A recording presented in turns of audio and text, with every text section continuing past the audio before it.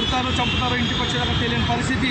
భారత రాజ్యాంగం ఇచ్చిన హక్కుల ప్రకారము వీరు పాస్టర్లు క్రైస్తవులు అందరూ కలిసి సువార్త ప్రకటన చేసుకుంటూ ఉంటే మూర్ఖులు ఈ దేశంలో చొరబడినట్టు మరి దుర్మార్గులు మత ఛాందస్తవాదులు మరి శాంతియుతంగా సమానత్వంతో ఉన్నటువంటి పాస్టర్లను కొట్టి చంపుతూ చివరికి మళ్ళీ అధికారం చేతిలో ఉందని ఈరోజు చనిపోయిన వారిని చిత్రీకరించేసి వారిపైన లేని అబండాలు కట్టగడుతూ ఈరోజు ప్రవీణ్ గారి పైన తాగుడుకు ఈరోజు బానిసగా చేసినటువంటి దుర్మార్గపు ఆలోచనను ఈరోజు పాస్టర్లందరూ ఖండిస్తూ ఉన్నారు.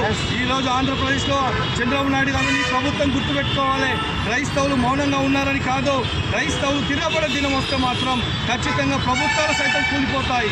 క్రైస్తవులు ఈరోజు అధికారపరంగా ఆలోచించలేదు, కానీ నేడు మాత్రము ఖచ్చితంగా ప్రవీణ్ పగడాల గారి విషయంలో మరి జరిగిన అన్యాయం విషయంలో క్రైస్తవులు ఇక్కడి నుంచి రాజకీయ పరంగా అడుగులు వేస్తారు.